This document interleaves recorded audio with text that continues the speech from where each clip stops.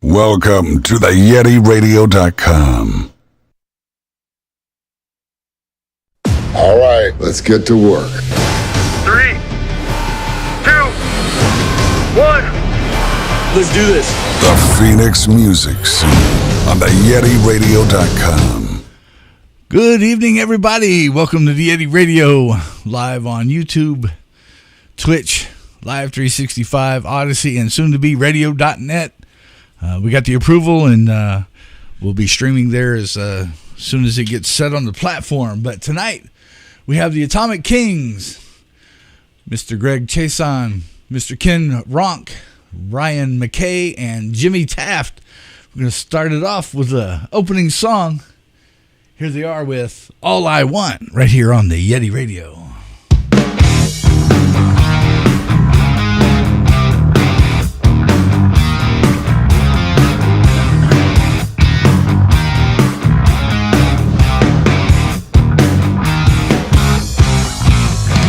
Yeah.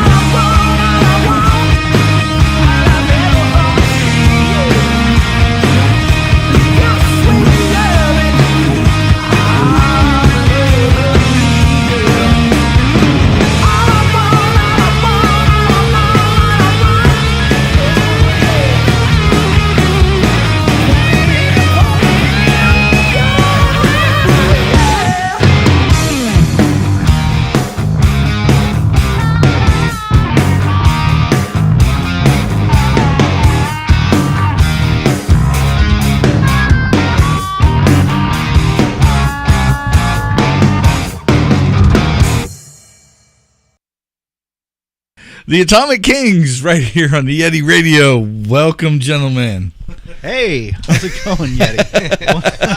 I'm just going to drop right in on you. Don't say anything you don't want to regret. This is fantastic.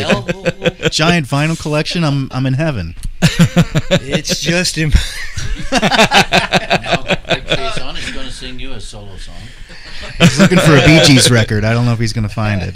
Oh, how far back? Oh, he likes the Robin Gibb stuff from like '69. the Okay. Katharine Hepburn. Yeah. Oh man, In a kind of a blues Nah, man. style. you old fool! It's very 70s. Quick. Get the muzzles. Okay. So how you guys doing? We're miserable, can't you tell? We're hot. Well, thank you for trekking in. We're all feeling a bit morose today. We're all like we usually are, full of it. We all might be suffering from heat stroke. Right? Well, thank you for traveling in 110 plus to come join me in the studio today. We would have it no other way. Thank you for the festivities. It's my pleasure and my honor. You guys are... Cheers, mates. Well, it should be.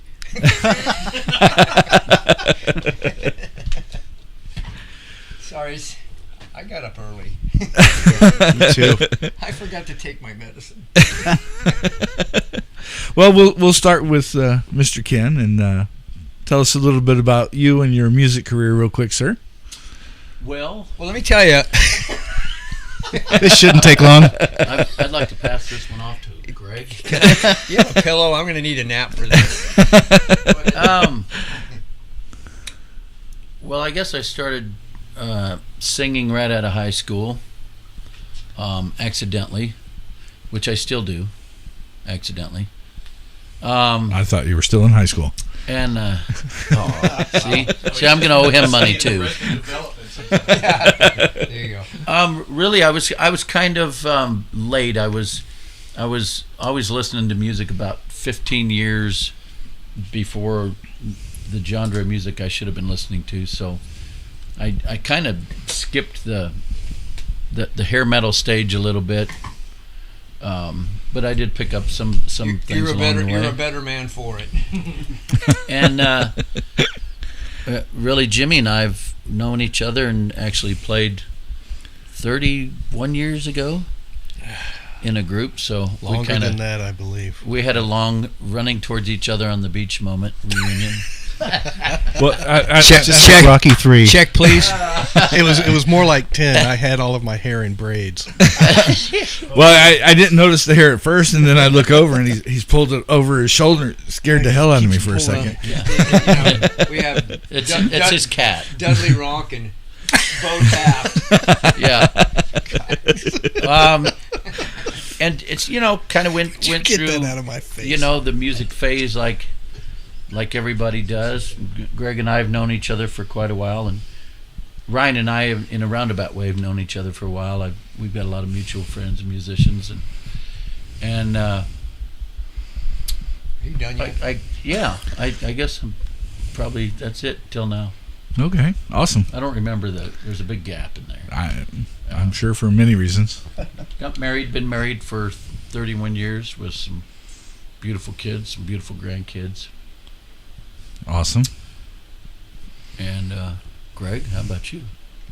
I haven't Good been married man. to Ken long at all. How long were you married?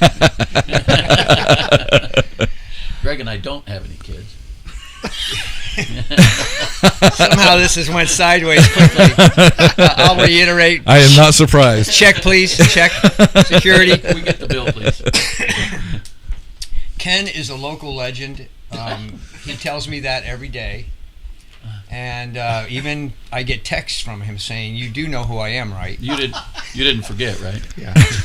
So you better listen to me because my wife could kick your ass. And I don't doubt it. Ken has been in every band in the history of Arizona and probably is still in some of them. Right, Ken? Go ahead. I'm in some of them, Yes. but none like this one. All right. Your turn. Now you can talk about you. Yeah, tell us about. I'm Ryan McKay. Yes, please don't. Tell your story, Ryan McKay. Yeah. I don't know. I've been playing bass for longer than Ryan's been on the planet, if that helps at all.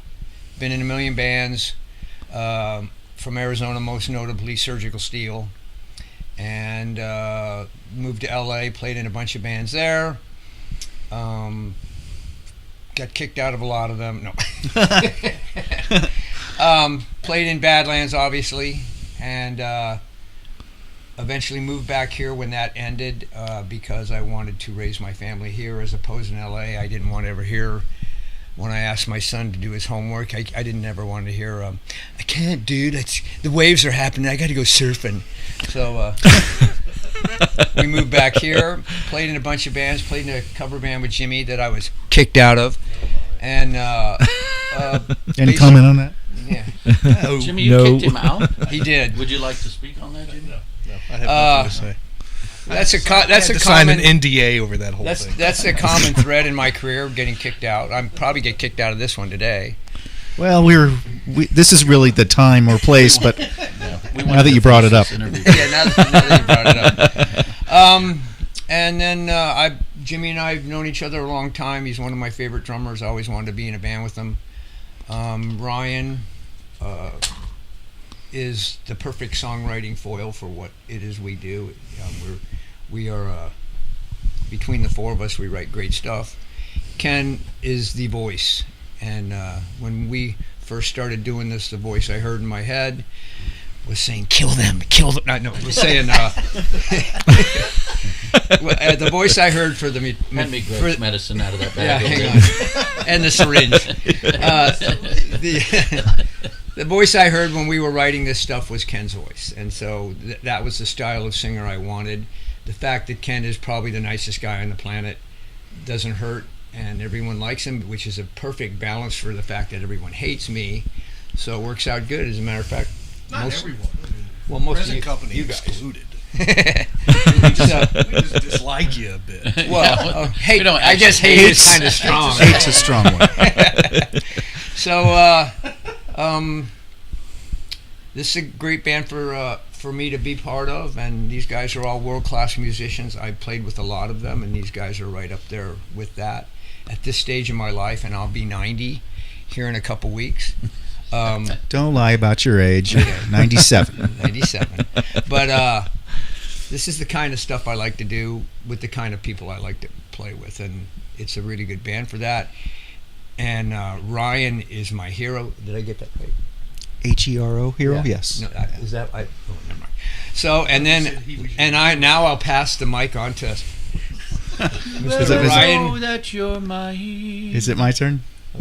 Go ahead, Haggis.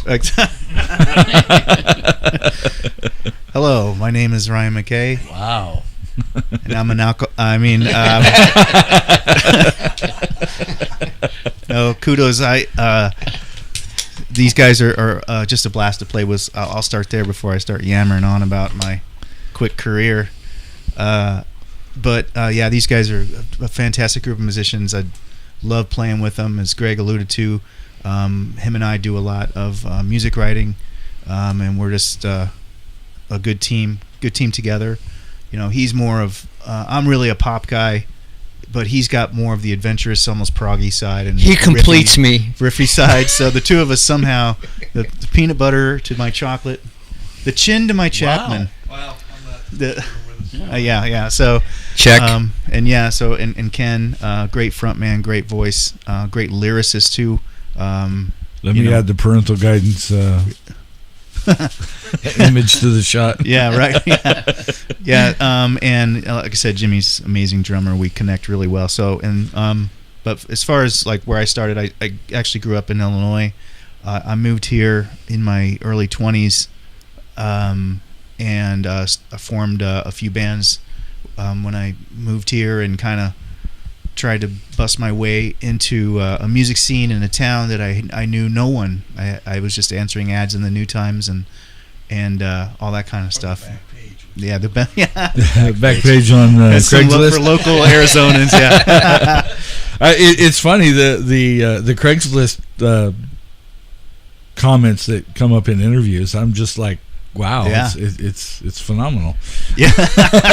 In Yeah. a sense. The back page on the New Times is a parental advisory sticker needed to be on it. Oh, of course. We'll just leave it at that. They have quite, Yeah, they exactly. have quite an imagination. Then I got into a group called Crash Street Kids with my buddy A.D. Adams, Ricky Serrano, and Ryan Deuce Gregory, and we did a bunch of records. We used to play around the Phoenix area quite a bit. Yeah, that was a lot of fun. So if anybody locally might know me from anything, it's probably Crash Street Kids. But then me and my buddy from that band, we went on the road. Me and AD, we went on the road with a guy called Louis Prima Jr., and that was my main gig for about 10 years. Awesome. And then during COVID is when I officially bailed from that project as my main gig, and now I was a songwriter for that project. Even though it was jazz, kind of jump swing stuff, I was a songwriter along with Louis and AD and our saxophone player.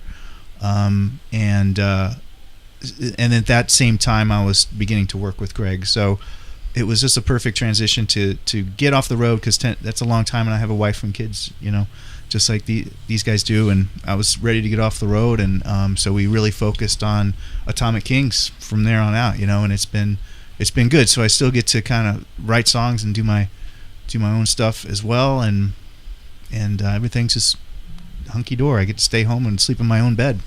Nice. All right, Jimmy. Mr. Jimmy. Hi, Jimmy. Is that real, or is that a clip-on? What are we talking about? Your hat. The hat? No, the hair. Your hair. The hair? The paste. Because that's all you see. I guess everything else is obviously under the hat, but it's like No, it just comes around, and I'm like, he's got a full head. He's got a full head of hair. Yeah, that's not coming out. Yeah, that's mine. okay. And all of it's When he takes it off, Irish it's an red afro. glory. My name is actually Fred Garvin, male prostitute.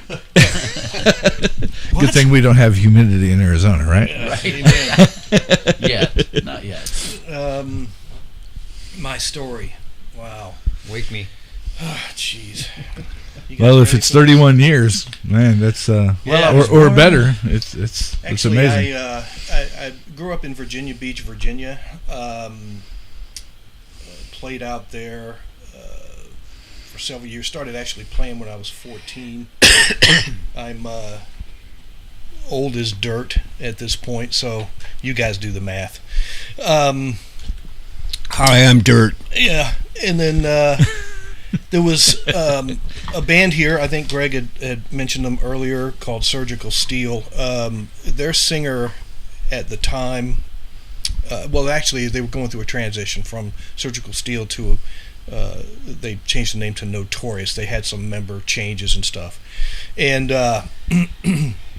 they were having some drummer problems. The singer he's originally, well, he was from Virginia as well, but he was vacationing there and saw my band. He went out to a club one night and saw the band I was playing with, and came back, told the guys, hey, I've found the fix to our drummer problems. We just have to move him out here. So went back and forth with the guys in management a little bit, agreed to come out. They were gracious and gave me 7 days to pack up my life and move here for some shows that was so nice that were already booked. Yeah, it was Wow. pretty crazy start. That's insane. So I had to sell off my business. I had a sound company, pack all my stuff, and move west, young man. So played around the valley for a good while. Notorious. Morphed into a band called Ragdoll. And then that fizzled out. Ended up playing with Ken. I think we actually met when I was in Ragdoll, if I remember I think correctly. we did. I think we did some shows together. Yeah, I think so. And then just, a couple of bands here and there. Greg and I had actually met in California. Ragdoll was mixing our EP, and him and Jeff Jeff Martin, the drummer for Badlands, came to the studio. They knew our bass player pretty well, Paul, and Greg and I were sitting on the couch listening to some playback, and he said, "So that's you playing drums?" I said, "Yeah." I like what you do. Maybe someday we'll do something together. I thought, well, that sounds good to me. And voila. Lo and behold, here we are. And he's hated that statement ever since. Jimmy should have taken that as the foreboding that it was and moved. To the other side of the room. Yeah, he meant so that. glad you Can you think just so. come by and clean my pool? That's probably yeah. That's Can you put in a ceiling fan? actually I think I You did at did. your house. Oh my Can I gosh, borrow that's a right. I screwdriver? forgot about that. And Greg and I, it's funny. We when he came back from Badlands, we reconnected and decided that we would put an ad out in the paper as a rhythm section.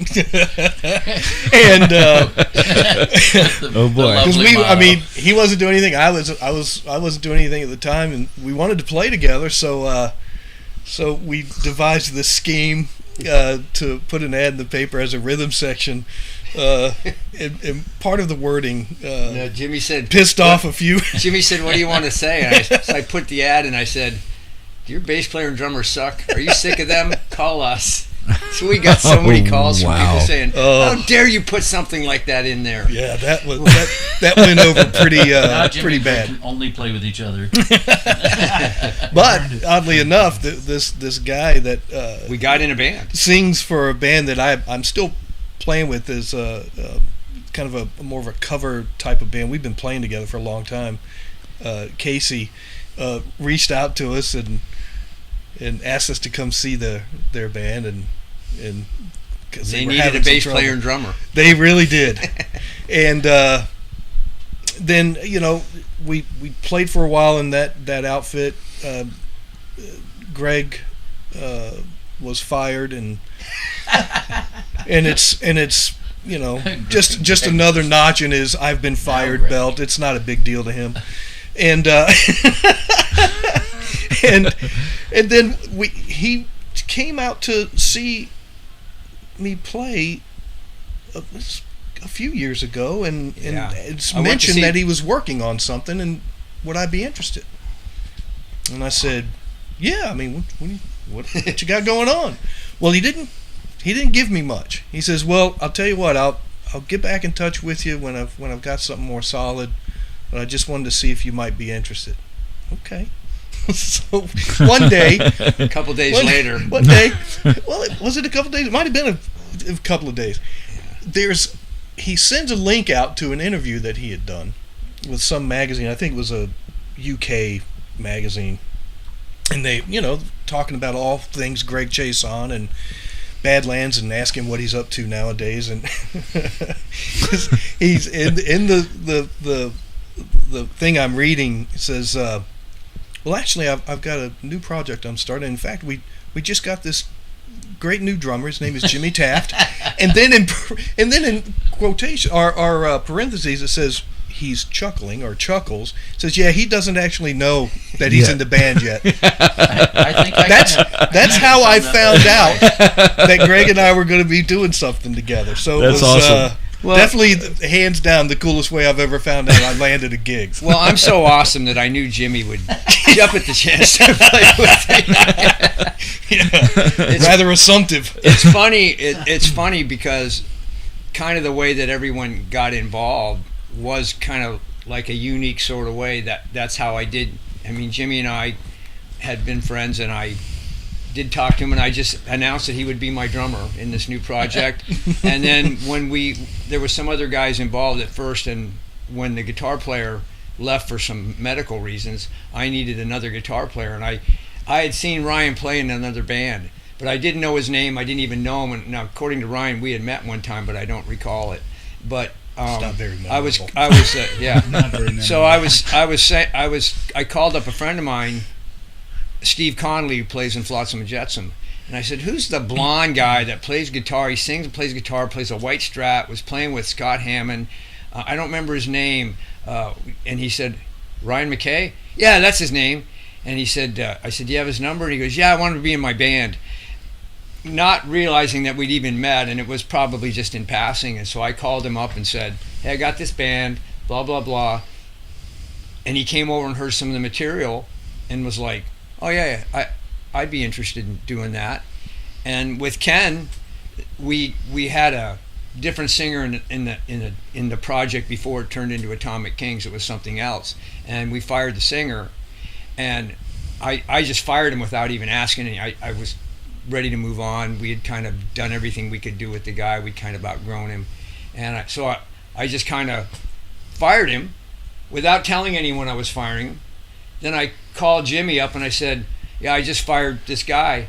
And Jimmy says, well, who are we going to get? I said, Ken Ronk. Now, I hadn't asked Ken, and I'd only known Ken a little bit. We had tried to do a cover band together. I said, we'll get Ken Ronk. And he goes, oh, I actually know Ken Ronk. I said, okay. Everybody knows Ken Ronk. Yeah, he's a legend. So then Jimmy slipped me some stuff on the side. Yeah, which I didn't. I just found this out. So I thought Ken was coming down to hear some material that's actually on the Atomic Kings record for the first time, so he could write melody lines and lyrics to it. And I didn't realize that Jimmy had sent him a little bit of the stuff so he could get kind of a precursor to what it was. He came in, regardless of how much he had heard of it. He hadn't heard much, and I think we got together within a few days of firing the original singer, and so Ken came in and kind of knocked it right out of the park. So all three ways. I mean, I kind of knew that I wanted Jimmy to be in the band, and to me it was not going to be an issue. Same with Ryan, same with Ken. To me it was kind of like supposed to be this way. I mean, when we all get together, we have a good time, we yuck it up. But we're very serious about what we do, and it works good that way. We don't have arguments when we're writing. We don't have arguments when I don't think we ever have arguments. I don't think and so. It's kind of one of those situations that if you could draw it up, this is exactly how I want a band to be. This is exactly how I want them to get along. This is exactly what kind of personalities I want. This would be it. So. And no offense, but does that not go totally against history? Pretty much. I Well, mean, the yeah. chances of being Rewriting history. the chances Yeah, of well, being chances of being in a band with No issues. with no issues. I mean, with no LSD from your singer, with no drug or alcohol issues, and There's no something I have to and tell you. and everywhere. Yeah. Well, that's something else. Ken took And then some the fact that LSD on his everyone, way over there's here. no. How many bands have any of us been in that there's a girlfriend issue or a wife issue? We don't have any of that either. I mean, it Right. really is the perfect storm. I've never been in a band that has this scenario. The biggest problem in the band is me, and it's just because of my personality, the way that it is. So I'm very over the top, and I'm very. It's black and white with me. You're just So very Greg. If I'm going to say something, I just say it. So, but because we're all such good friends, it's just kind of everyone accepts everyone how they are, unless I get fired tonight. And it works out really good. So if I'm talking to Ken, I don't mince words. He doesn't mince them with me. Ryan and I work at Bizarre Guitar together, so we're around each other a lot, and us working together doesn't get in the way of us playing in a band together. But it has caused Ryan to start seeking therapy. Yeah. Well, and I have to admit, I'm new to this scene, and thank you, because this gives me insight to what I'm getting into, because this honestly was a fluke. I went looking for something to do in a show I was doing with a different internet station, and I'm like, I gotta find something new. I'm playing what everybody else is playing. I'm bored. And I came across bands in town, and I came across some local bands, and I'm like, why the hell isn't anybody playing this? And then this came about. There is some good local music here, for sure. and we're most of it. No. Just kidding. Send your cards and letters to Ken Ronk. That's Ken. So no, there is good, and we played with some bands, whether it's the Whiskey Dogs or 10 Cent Revenge. And 10 Cent Revenge, one of our favorite bands. There are a lot of. We're going to go down to Tucson and play with a band called Cranberry Suit. Cranberry Suit, and yes. they're an original band. They're amazing. So to me, absolutely, they're really good and very similar, I think, to the style. I've often you guys said, are going to have fun with them. Yeah. They're a blast. I've often said, I respect anyone that does local music and anyone that's pushing the pile forward, because there's no money in local music. We know that. Everyone knows that. But there's a certain satisfaction that kind of goes beyond money. We'll take money. That's Ken wrong. But mainly when you're at the stage of our lives, fortunately we're all pretty secure as far as jobs and family and all that. So we just get to do exactly what we want, what we like to do, and get to go have fun. You have the record there that kind of proves out where we're at. So. Absolutely, and it was very fun. I asked you what songs you wanted for the 3 songs for tonight, and I got 2 of them right. But it was. What did you guess? It was a tough decision. What was your? I gotta hear. What would you? Well, I gave him All I Want and Take My Hand and Live. He said, what should I start, middle, and close and end? So that's what I gave him. So I don't know what he put on there. No, that's exactly what I did. But I had Escape. Oh, yeah, they're good. I mean, you know what? I get asked all the time, and I think we all do. What's your favorite song? Yeah. That's a hard question, and it's a Needle great moves. problem to have, because I like everything on the record. So there's nothing. If I had on 1 hour, it could be All I Want, and then another hour it could be Escape, because there's parts of each song and each song in its entirety that I love everything about it. So, I've had Absolutely. Bloodline stuck in my head for the last few days. Yeah, it Yes. changes. And It's crazy. you know what is great that I enjoy about when we get writing, we have a knack to get into a style and a riff or a groove, and the great thing is we're able to stay in that and complete the song. You know, we don't jump over here and all of a sudden all your songs are all mixed up. So when you listen to the record from front to back, you really get a whole different flavor with each song, because we could stay there if we were in a groove or a funk based thing, we managed to stay there throughout, and if it's heavy, it tends to stay there. So each song really is individual, and there's not a lot of mixed up stuff in there, and we were pretty conscious of it writing. If we started to play something, said no, that sounds like blah blah, we'll back off it quickly. Well, we do a lot of have we done this yet sort of thing. So a lot of times it might be a certain groove, like if Ryan and I are working up some idea, have we done that groove yet? Have we done that idea? Have we went in that direction? And if we have, then we'll probably modify it or go somewhere else. Or if we haven't done it, then we'll explore that opportunity that's there. As I said, writing, we have no shortage of material. Ryan and I are always writing. Jimmy writes as well, and Ken, we haven't even really touched on what he does from a musical perspective, from a vocal, lyrics and melody line. It's all him, pretty much. But Ken also can write. He's can play guitar and all that stuff. So he has ideas. We haven't even got there yet. So wow. We're writing for record number 2, and we probably are. Well, after listening to the first one, I can't wait for the second one. Well, so. the stuff we're writing, we're pretty excited about it, and some of it we'll actually play live. And so before that record gets done, which we didn't do on this record, none of these songs had ever been heard till we went out and played live. So we're pretty happy with the progress, but we're also very slow about how we go about it. We're not in a big rush. The record company's always like, Tonehouse Records, hey, when do you want to go in the studio and record the next record? When we're done writing it. Well, how many songs do you have? Well, like 5. Well, how many songs are you going to write? I don't know. When we're done writing, we'll let you know. I mean, when we have, because we wrote enough stuff for this record, not all of it made the record. Yeah. So we have some stuff that we want to kind of revisit that for this record that we just didn't finish. We have new ideas. Jimmy has some ideas that we haven't touched on yet.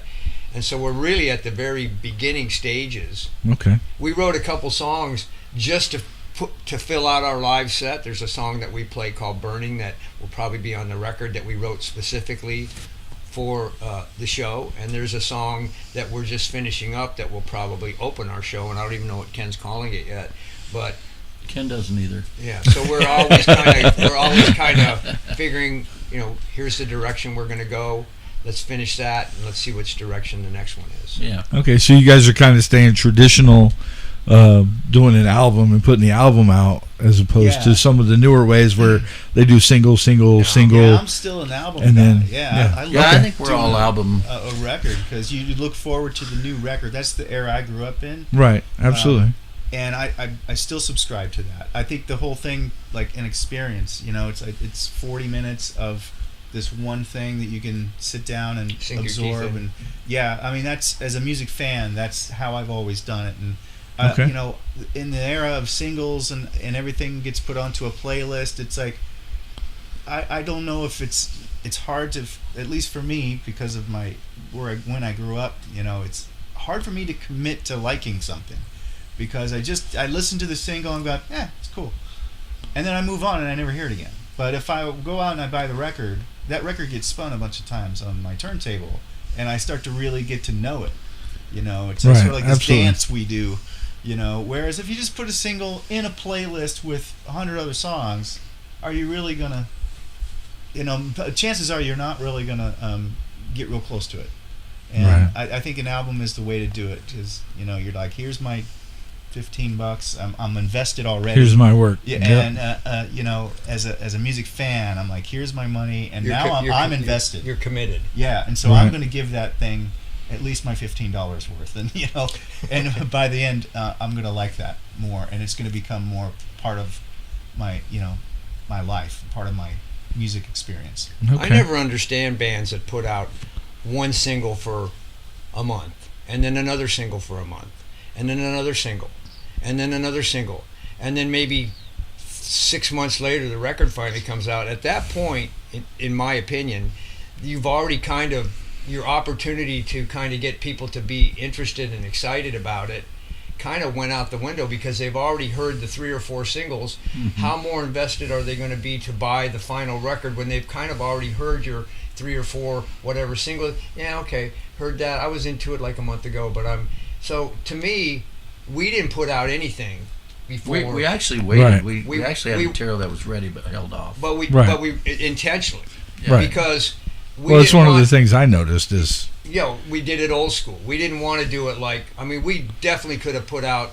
Matter of fact, the record company wanted to put out a song before the record was done, and I said no. I said we discussed it. We were like, no, let's do this. One more month isn't going to make a difference, and I think we were right. I think we're bared out as correct, because we really try to do things as old school as we possibly can. Like he says, when I was a kid, you buy a record, you take it home, you spend all your time reading the liner notes, and you want to know what studio and who mastered this, and by the time you're been playing for a while, you know who everyone is. You know which studio that is. You know who George Marino is or Wally Troggett is. You know who this producer is. You know who this photographer is. I mean, by the time I got in Badlands, I already knew who everyone was, what every studio was like. I'd been in a lot of them. And that was interesting to me. That's kind of the music geek for me, to be part of that and to, be able to give that with what we do. Here's our disc. We went with the record company, and they wanted to do something simpler, and he actually kind of acquiesced to what we wanted. We wanted an actual booklet where you could read everything Ryan had to say, who his thanks are, who's Ken's are, who's Jimmy's, who's his sponsor, what kind of drums did he use, what kind of guitars did Ryan use on that, what kind of bass is Chase on using. All that stuff to me when I was younger was interesting, and I'm just stupid enough to think that to a lot of other people that still might be interesting. If I was Joe Public and I was buying this album, I want to know what kind of snare drum Jimmy used. I want to know what did he use, a Les Paul or did he use a Strat or whatever. That's interesting to me. That part of it is like the icing on the cake to being able to listen to the record. Okay. You got to know the people in the band. If you think back to the albums you grew up on, you would hear the music as well, but you could also name the members in the band, and you kind of you kind of got to know them personally, and when you give them enough material, it helped. Plus, that's just the way we were all brought up. That's how it was. Right, definitely. An album, a tour, an album, a tour, an album, a tour. That's just the way it was. That's what we were weaned on. The only thing as far as a music fan goes for me, as far as mixing old school and new school, would be take like your number 3 as a teaser before the album comes out and put that out. That way it kind of creates a little bit of... Well, what we did is we would post part of something. Okay. So, and also, because we'd done some live shows, opening for Ace Frehley, and at this parking lot of Bizarre Guitar, we play there every March, which we'll play there again next March. And so people kind of had heard live what we do sound like, so they knew kind of what they were getting. But to hear it in the actual format in the studio, right, absolutely, is different. Although our recording of the record is very live. Yeah. Anyway, I mean, there's not more than 3 takes on any one song on the record, and there's probably at least 3 or 4 songs live and Take My Hand being 2 of them. It's one take. There's no click track. Jimmy goes in, he nails his part, I nail my part. Yeah. Do whatever minor fix. He goes in and does his solos, he does his vocals. It's about as live as you can possibly be, because whether the song is perfect isn't as important to us as what emotion does it give off. Sometimes the best, most interesting things are things that weren't planned. It might even be something that, say, I would think was a mistake, but no one else would know that, but other than the fact that it's a really wow, that's kind of interesting. I didn't think that was going to happen. So on the record, we intentionally went for the feel and the vibe of the song, because we had rehearsed enough that we knew the performance would be right. And I'll give you the best example is Take My Hand. There's half the song is at one tempo, and then it goes into the kind of this Evil ZZ Top if Motorhead did LaGrange sort of thing, which we intentionally wrote that way. And then it's going to come back out of that and go into the original riff. And Jimmy, we did it one time, Jimmy did it so seamlessly with no click track. and so then the producer, Jason Constantine, said, "Hey, you want to take that again?" I said, "No." And he said, "Why not?" I said, "That's perfect. We may be able to pull it off again, but I don't even want to know. I just want to leave that. Jimmy's playing was spot on, and we played it all together spot on, and that is like the essence of live, of playing a song live in the studio. And that really, are there some overdubs? Yeah, there are, but the basic foundation of the song is as live as you can get it. And that, in the day of now having the drummer record his tracks to a scratch guitar, and I know because I just did a record this way with some other guys, and then I come in and track my bass later to the scratch guitar and the already existing drum tracks. That's all fine and well because people are doing it from all over the country. Right. But I like doing it the way we did it. I like playing bass and drums with Jimmy and Ryan and rhythm guitar. That to me is like the spontaneity of that, because out of the blue Jimmy goes off into some direction that we never rehearsed, and I'm like, yes, improvisation, sign me up. Or Ryan goes into some other thing, or he does a solo live that we end up keeping on the record because, again, improvisation. Yeah, there's a lot of scratch track. Yeah, there's a lot of Ryan scratch tracks on there, and it's just more exciting. That was such a split, like a quick decision as we began. We sat down in the studio to start making the record, and Jason turns to us and goes, "Do you guys want to click?" And we just went, "No," and that was like the best decision we made. Because everyone who makes the records now in the digital world, everything's on a grid. Yeah, so everyone is definitely locked into the grid, which definitely has its advantages. But the one thing that you lack and miss is that push and that pull, that sort of that breathing that a band, the 4 people that are playing it, can do. So that thing is on top of the beat, it's behind the beat. And Jimmy's, it's really a testament to how great Jimmy is, because not a lot of drummers can keep that tempo for the 4 minutes or whatever, because you might start at one tempo and you end up in another. Right. Jimmy can pretty much. I mean, we did it. We just for fun. We did a click track after everything was done. It's like, boy, Jimmy is still spot at on. 140 beats a minute. And it was so great because it allowed us to kind of really just play with time. Where when you're married to that grid, you don't have that luxury as much. I mean, it takes a lot. You can maybe even digitally try to fake it, or AI will probably come up with a way to do it. Jeez. But Jimmy says AI can kiss my ass. It was, Yeah. It was really such a quick, just sort of, no, we don't need it. And I think it was probably one of the best decisions we made. It was. I'll tell you, one of the hardest things to do in a studio environment is create a live feel to the finished product. I think we accomplished that. Yeah, just for making some of those very early decisions, it pretty much freed us all up. I'm comfortable playing to a clock. I've done it long enough that it's probably why it was not an issue in the studio. I'm familiar with pushing and pulling against a clock. But not having that and having to really lock into it, it frees you up. And I think it was probably one of the best decisions we made for capturing what we were able to get on this record. We'll do the same thing on the next one. I mean, we're happy with how we did that one, and we know that it works, and we know that that we can make that work. And so when we go to the next time when we record, and regardless of where we do the rhythm tracks, whether it's the same studio or a different one, we know that the process that we like works, and that's the process that we'll use. If it ain't broke, don't fix it. Yeah, exactly. Well, when we rehearse, we rehearse 110%. I mean, we're all out at rehearsal, and there's an excitement there when you're playing with your bandmates. And so these guys went up there and did. And all the music was pretty much in 2.5 days. The smartest thing we ever did was we didn't bring Ken. Let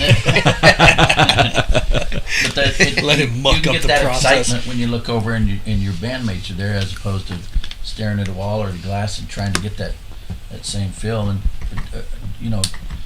because you vibe off of each other. Yeah, for sure. Absolutely. Well, Jimmy always leaves enough spots in his playing to change things, to improvise things that he does. And Jimmy, like I said, Jimmy and I have been playing together and known each other a long time, so I know where he's going when he starts something, because I know his library of what he does, and he does the same with me. He can tell where I'm going in whatever catalog of chops I'm using, and he'll know where I'm going. And now Ryan is, it's all the same thing from just the musician part of it. You're not a musician, Ken. From the three of us, we know what we finish each other's musical sentences. Kind of silly as that sounds, but even more so now than that's also another part that's exciting about the new material. You can hear that, especially for me when I hear what's happening, what's being written, I can hear that. Anticipation with everyone knowing where the other one is going. I'll tell you what's really cool, and Ryan and I were talking about the other day, is Ryan and I are fortunate to be playing with two other musicians that like everything we write. It's really funny because we'll come up with just something in the store before we get together and rehearse, because we rehearse at the store, and we'll kind of play it, and then I'll say to Jimmy, "Is there anything there?" And he'll go, "Oh yeah." and then Ken will show up late, like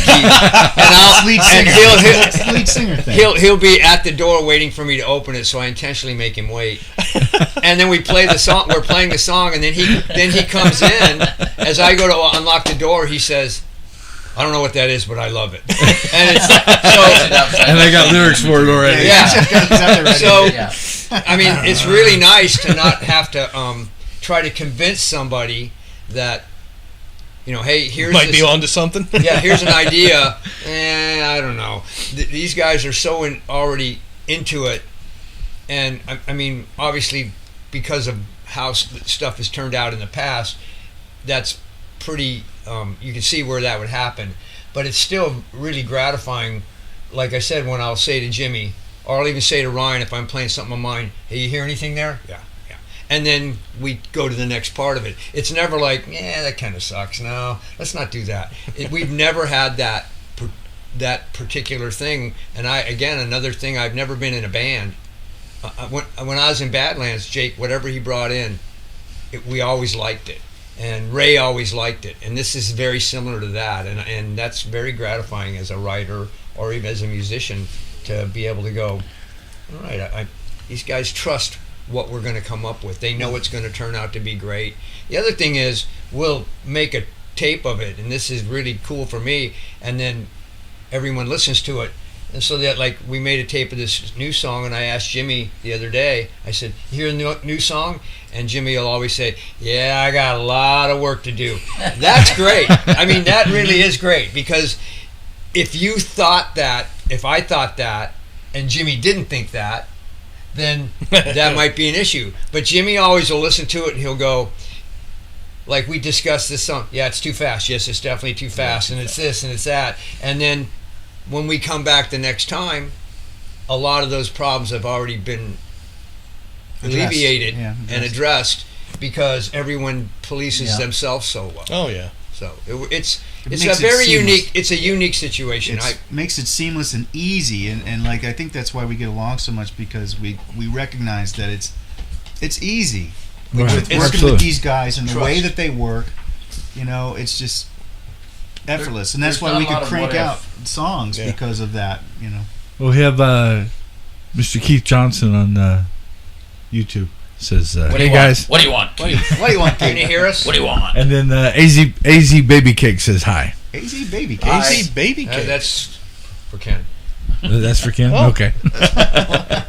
We're going to take a quick intermission. This is some more of the Atomic Kings right here live with the Yeti. This is going to be Take My Hand right here on the Yeti Radio.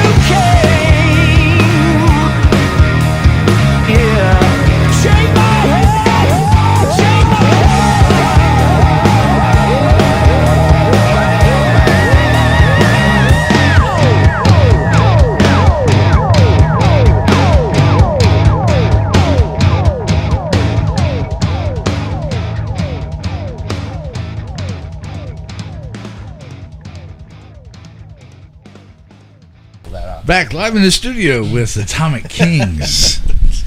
So, where did you get the name Atomic Kings? In my, I'm really hard at. It's really hard for me to beat around the bush. So we had another band called Kings of Dust, and that's where Ryan and Jimmy and I were in the band, and that's when we changed singers. And so we decided we wanted to change the name because we wanted a fresh start. We didn't want to have anything compared. We didn't want what we're doing now compared to another band. Right. So we decided that we would change the name, but I liked the Kings part, but I always wanted to use the word atomic. So originally the idea was Atomic Dog. Yeah. But that's a Parliament Funkadelic song. Yeah, which I didn't know. And so then we were kind of mulling it over. We liked it, but we weren't sure. And then one night I think I called him and said, Atomic Kings. And then okay, yeah. So we all kind of liked that. It still had a slight reference to the previous band, except Atomic is way better than Dust. And Atomic Kings turns things into dust. And there you go. Yeah, right. And so, so we just liked it. And you know what? The response to everyone, I haven't had one person say they like the other name, the previous name better, and we're not compared to anything. Ken it gets to stand on his own without being someone saying, blah blah blah. We like it It's a new band, regardless of the fact that the three of us were in another band. It's a new band with new songs, a slightly different direction. And then I was not a writer on the old band. I was just going to say that. I wrote like one little bit of one thing, and that was it. So for me, a name change was a breath of fresh air for the same reasons it would have been for Ken. Yeah. Because it's like I really didn't have much to do. I mean, I played on that old record, but that wasn't me in my writing style per se. So right. So I welcome the change for sure. I really wanted, the thing for me is that Kings of Dust record's written, and it's a good record. It's written by a bunch of different people, me and a bunch of other different people, and I wanted something that was just written by us four. I didn't want to go outside of the four of us for a number of reasons. I already knew Ryan was a really great writer because of the stuff I'd heard of Crash Street Kids and some other projects that he had done that I really liked. And I knew that Jimmy also could write, so I wanted to be able to, I knew there was going to not be a shortage for material. And I figured we could make a really good record with really strong material with just us four, and I think, obviously we did that. Yeah. Absolutely. Most definitely. It was a lot of fun trying to put all this together, and because it was your first album together, and learning as much as I could, as fast as I could in the short amount of time that I have on a daily basis to do this.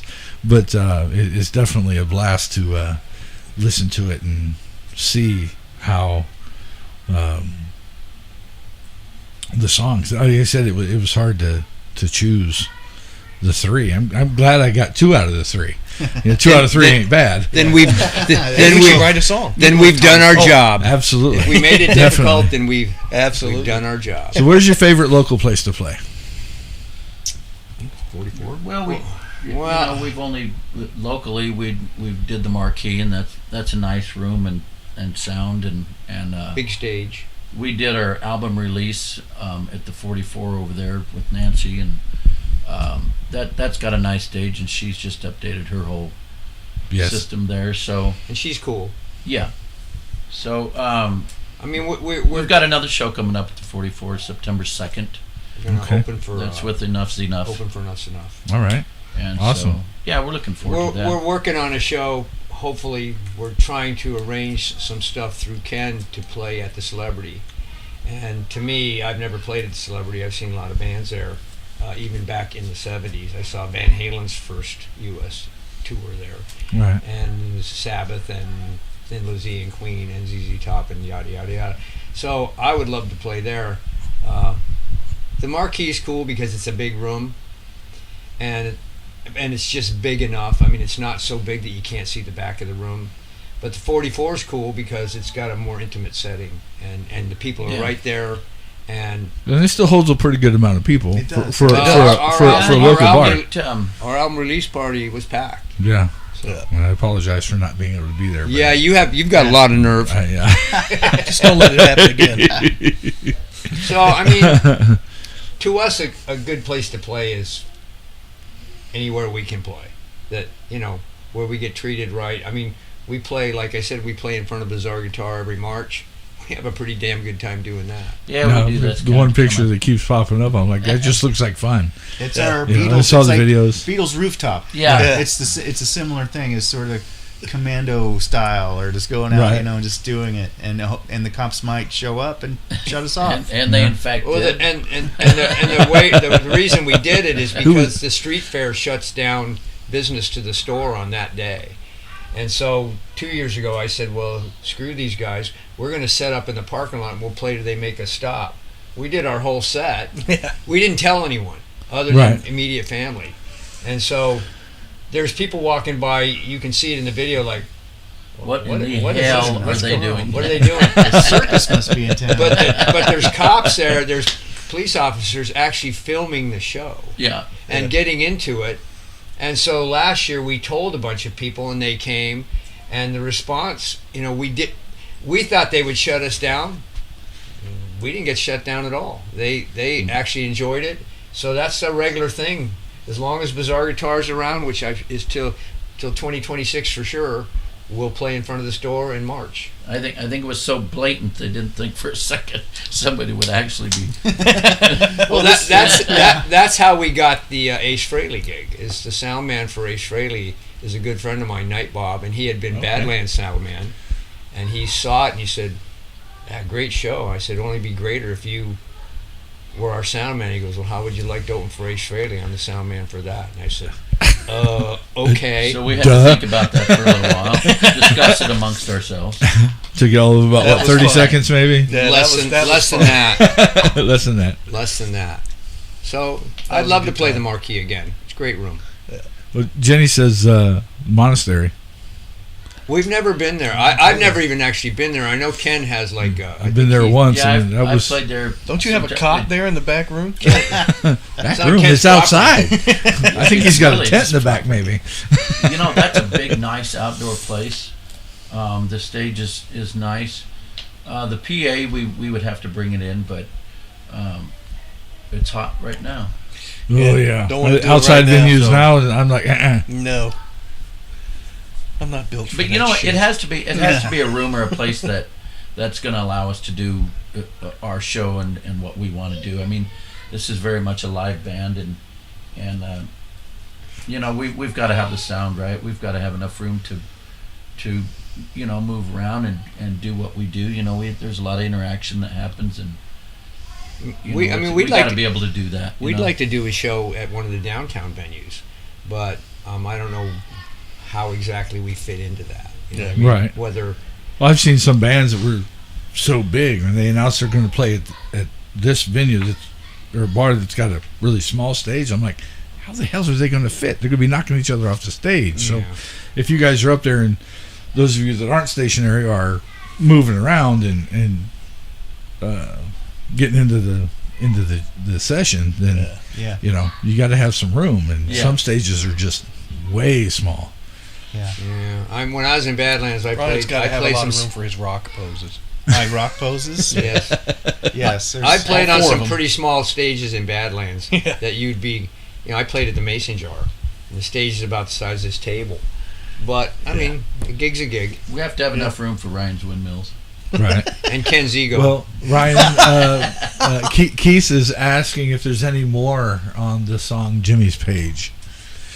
Well, so that is written by Jimmy and played by Jimmy.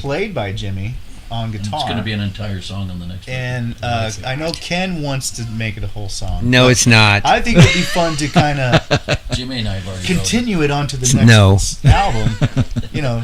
Jimmy's like to do Page something 2. with it.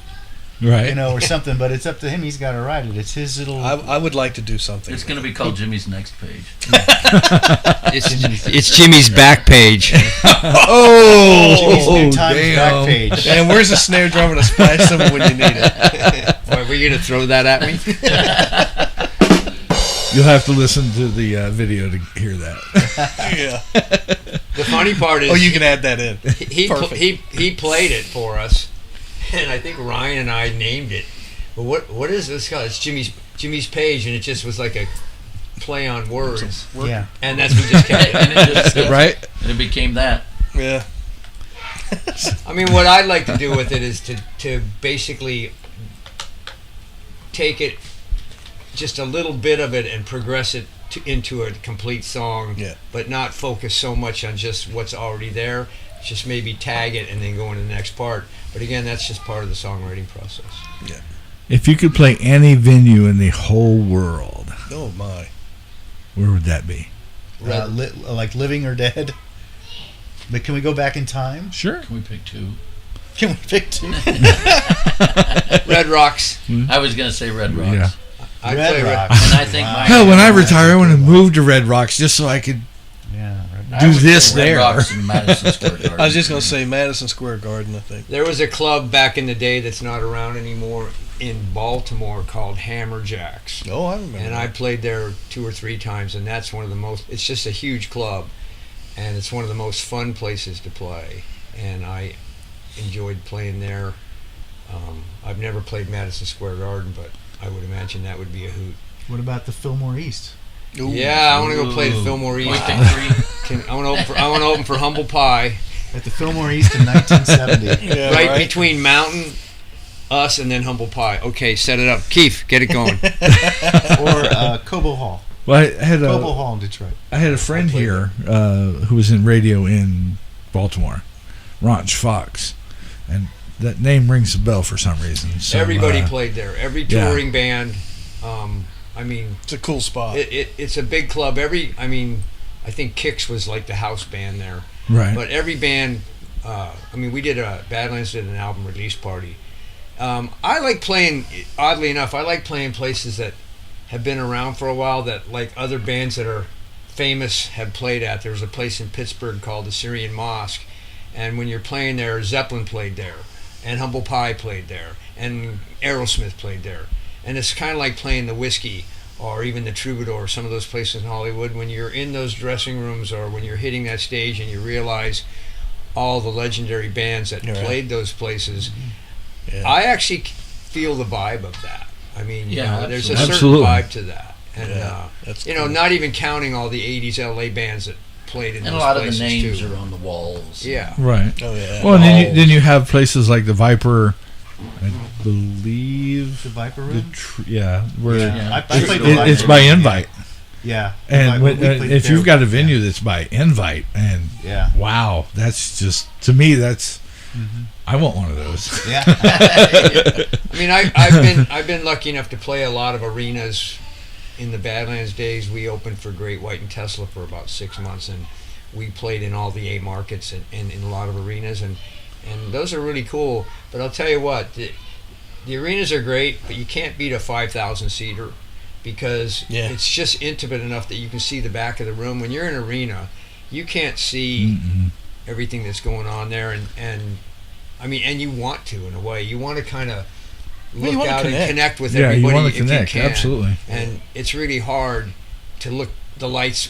When they hit the lights, you can kind of see the whole room, and you're going, oh, there's a lot of people. A funny thing, when I used to go to Phoenix concerts in Phoenix, they were at the Coliseum back then, and I would always sit in the same spot in the Coliseum. And so I would always tell my friends, someday I want to be in a band that plays arenas, and I want to see where I'm sitting from the perspective of the stage. Yes. And so the first time that we played in an arena in Badlands was in Tampa, and it was a big arena. They had just had a tractor pull there the night before. It was pretty funny. We went and watched it. But as soon as we got on stage, and that's the first really big venue that I'd ever played, it's about 15,000 seat. First thing I did was look out to where I used to sit, Where you were sitting. where I always sat, just to see what that looked like. And kind of geeky, I know, but it was cool. It was No, kind of cool absolutely. Madhouse. I totally get it. Get that perspective Right. from both sides. So. Yeah, definitely. So, what do you guys got coming up? I know you said there's the one show in September. Anything else? Yeah, we Two in have, September. We have Two? one September 1st. We're out in Tucson Okay. with Cranberry Yeah. Suit. Cranberry Suit. That'll be a blast. Yeah, that's Too those bad are gas good prices guys. and the Yeah, distance. And I Right. think there's a third band on the bill, but I don't remember the name of them. I'm not sure either, but there's three bands, and the next night we're back at the 44 with Enough's Enough, and So it's like a tour. yeah, we're Then we're going to Nebraska. then we're going to go to Nebraska and play at the Albuquerque Cornhusker on Festival. Cornhusker Festival. And, We have some other stuff that's in the works, but it isn't. We're Right. negotiating with to play in Vegas, trying to get that sorted out, and then there's a couple other shows in Phoenix that we're in the process of Ken trying to sort this stuff out. So we don't want to play a whole lot. You know, I mean, 4 or 5 times in Phoenix, maybe less, would be perfect for us. So in between rehearsing for these shows, we're also in the writing process. So we're pretty busy. and we had just kind of started looking at doing some shows. We'd been busy doing the writing and the recording, and There's a guy that is a friend of ours that knows promoters, and he's trying to hook up 4 or 5 shows from Oklahoma through Texas, which we're down for that. There's another guy trying to arrange 3 or 4 shows in Florida. So we can't go on a long tour. We all jump jobs and companies and all that. But we could go for 4 or 5 days.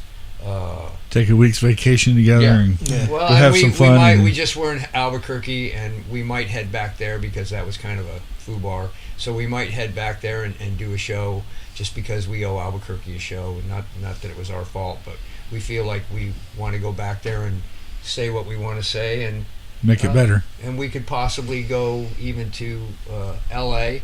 Costs so much money to play in L.A. You got to kind of, figure what the cost versus, the cost whatever ratio. Right. Risk reward. Cost Yeah. benefit. Yeah, thank you. Cost benefit ratio. So there are shows that we have been offered. It's just whether we can afford to get there and do it. So, we're pretty happy just doing what we do. We do like to play live. It is, like Ken said, it is a live band. And, book us. Ken Ronk, RON. Help us out. Yeah, get these guys booked. Get them some paydays. we like them. We like them spaced out.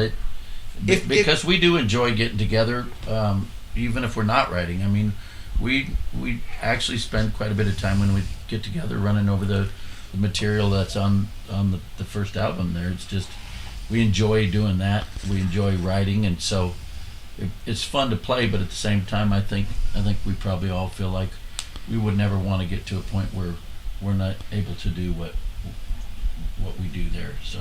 Absolutely. What I would say is, do you find yourself with some extra money that you're willing to invest in a fledgling project like ours? That's Ken, KenRonk. We need close-ups We of could use your we need music. close-ups of like The band us you sad have faces, like Well, Exactly. look at this Well man. done. He should be doing his rock poses, and yet he can't Because because you are too stingy. We're going to get an infomercial on Late night TV. late night TV. Is Sally Struthers still Yeah. around? Can she do the voice? For a box of donuts, she's there. for a box of donuts. Well, I don't know. We've had it come up because there's been a few other opportunities with interviews of the same age genre or similar, where the old kegger parties. You buy the cup and everybody drinks beer. And Oddly enough, I was just telling Ryan that Estrella Mountains up there. Mm-hmm. They used to The do desert party they used to do days. kegers up there. Yeah. And back in the 70s, that's 1870s for you children. We used to play up there in bands I was in. Someone would buy. I remember there was a 25 kegger. Someone bought 25 kegs, Holy hell. and they got a Ramada up there. They built a stage, got a couple generators, and they blocked off the road. And they charge you $5 a carload, and they give you a cup. Wagon load. Yeah, $5 a wagon load. Covered and wagon you go load. up there and Idiot. drink till you fall asleep and pass out. And one time we were playing and the power kept cutting off and we couldn't figure out why. So we went back to the generator. There was a guy peeing on the generator, except he was peeing kind of like this. So someone had to knock him knock him over, Break the stream. break the stream on the generator. Like, wow. It was electric. Apparently he likes his weenies burnt. So, Oh, jeez. Wow. Insert another snare splash. hey, Yeah.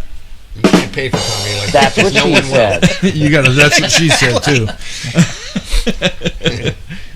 Well, I had a whole shit ton of questions, and Go ahead and I ask think you answered everything already. Oh, okay. So Well, that I'm just didn't kind of equate letting to you a guys shit do your ton. thing, and We you like kind to of save people the stress of wondering what to ask. So The embarrassment. We're very but we do verbose. want to thank the Yeti Radio for having us. For no. Yeah. Thank you. And, It's, and to Keith for kind of hooking And it thank up. yes, definitely.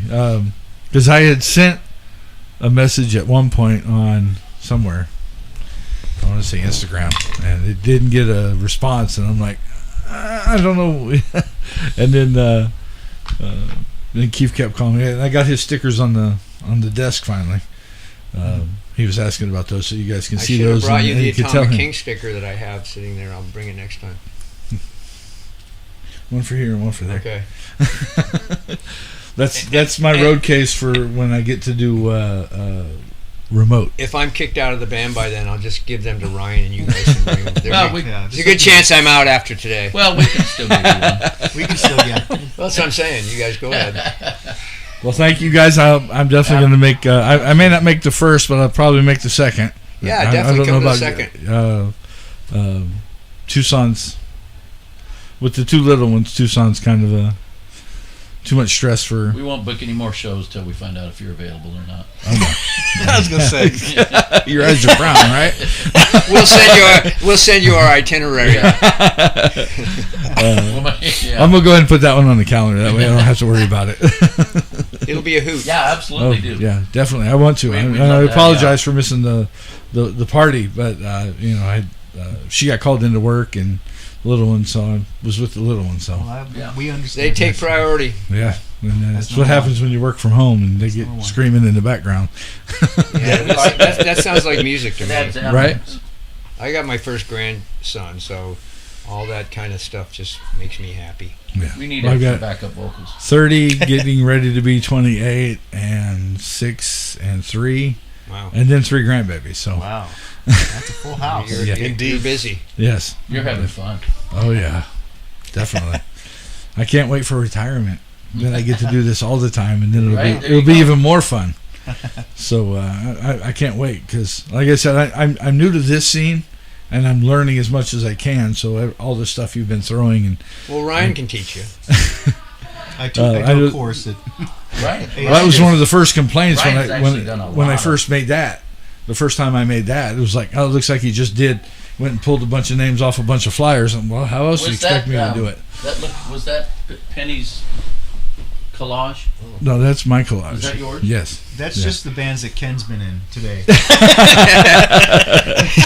But Good one. and I am new, and I admit that I am, and I'm trying to learn as much as I can because when I got introduced to the scene, it was amazing, and then COVID happened and complications with my son's pregnancy, and then everything came out okay. Everybody was all right after COVID, and even though I knew Penny before, didn't know her on a personal level, just a professional level. So I got introduced to her on a personal level, and here we are, a little over a year later, and I think our hair's on fire. So be careful leaving. Will do. But it's been a blast. It's been a lot of fun. I've been in, I was a local stagehand for a few years, back home. When I worked in Vegas, I was doing security, so I got to do security with a lot of the bands that came through. I worked at Mandalay Bay, so Wow. Yeah, they have a lot of concerts there. Oh, I saw yeah. Kiss there. I was Meatloaf was on at Mandalay Beach, Oh, cool. and he stood up on stage and he said, "I would do anything for love." And he looks up at the Mandalay Bay sign on the side of the building and he says, "But I wouldn't change one of those fucking light bulbs." But I won't do that. But yeah, it was. It's been fun trying to learn as much as possible, and I hope everybody's patient and allows me to learn and grow with everybody and try to catch up. We're just having a good time. Yeah, absolutely. I mean, we've been in it long enough. Everything we do is based around can we kind of promote what we do a little bit, and can we have a good time while we're doing it? Yeah, I mean, absolutely. And that's Definitely. this is what we're like. And all you the know time. what? Arizona has got an amazing music scene. There really is a lot of talent It's insane. in Phoenix area. The diversity is just Yes, nuts. yeah, it's very very much. diverse. Absolutely. Very much. And I get to see a lot of it, and I'm blown away. I'm a fan of multi-genres, and it's just amazing to get to see and be Yeah. part of some of it. And Yeah, you bet. so Ryan's a fan of multi-genders. Couldn't resist. good thing we're I was good thing sitting we're in there- I was sitting 2023 there for where a there's minute, more than two. And I'm sitting there going, And in closing, do I want to go this way or not? Oh, what the hell? Most people would go, "No, I'm not going to say that." Greg, you're fired. Well, I really cinched it. You really are fired. and I could tell Ryan was saying, "Man, is he really not going to say?" Shit. Damn it, he did it. Greg, everything that you wanted to say but had too much good taste to say it, I'll say it. That's it. But yeah, definitely. I want to catch everybody playing on stage, and there's been several people that have commented on posts and shows that we want to thank everybody at the Yeti Radio. Yeah. It's me. That's, We all want right. to thank Yeti Radio So, as well. And, Yeah, we appreciate. Yeah, we do. We appreciate what you do, and it means a lot to us that anything that we do resonates with you at all. So, I mean, that's really what it's all about, and the fact that you get it. Not everyone gets it. The fact that you get it means a lot to us. Absolutely. Well, I got to hear John Bon Jovi say on XM Radio. I just bought a Jeep and I had XM for a little while for free, and he said that they had Runaway ready and couldn't get it played anywhere. Remember that. And he said there was this brand new radio station right outside New York City. He says he went in, walked right up to the DJ booth. He said they were so new they didn't even have a receptionist yet.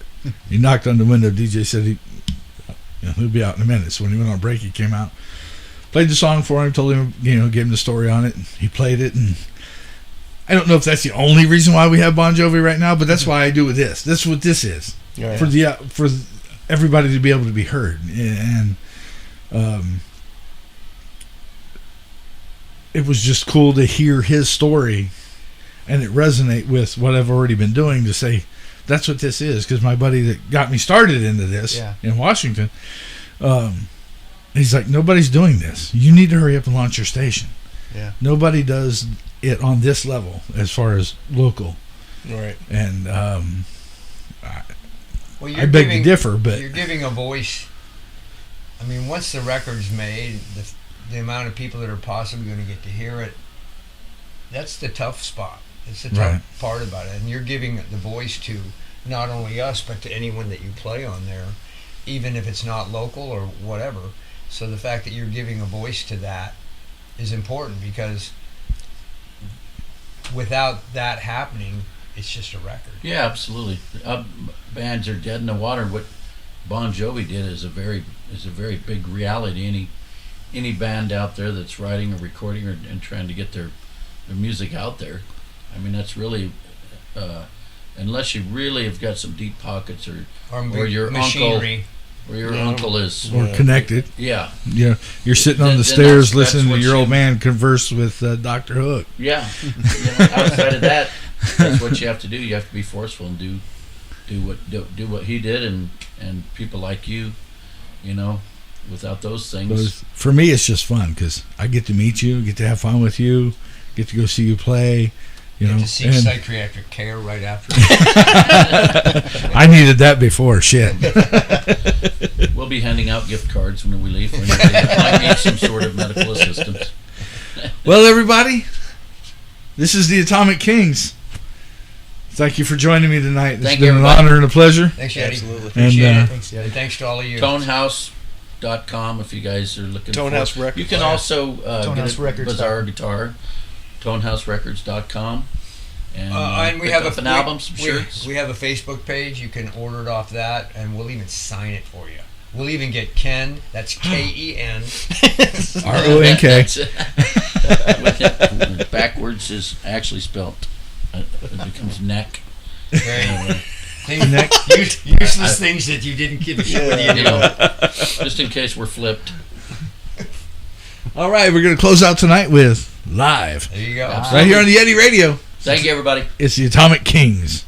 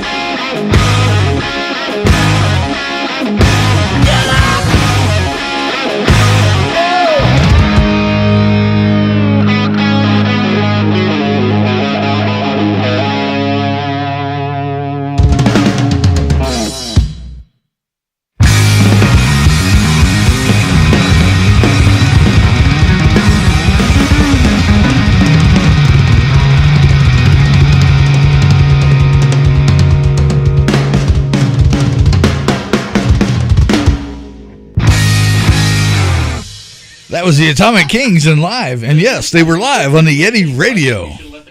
Thank you for joining me tonight. Everybody have a great night. And check out New Music Monday on Monday night at 8:30. And then stay tuned for an interview with Read Out next week on the Yeti Radio.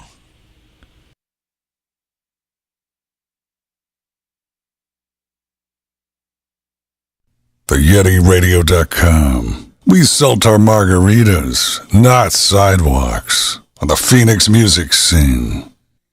It's alive! The Yeti. The Yeti Radio. Powered by David Lee Imaging.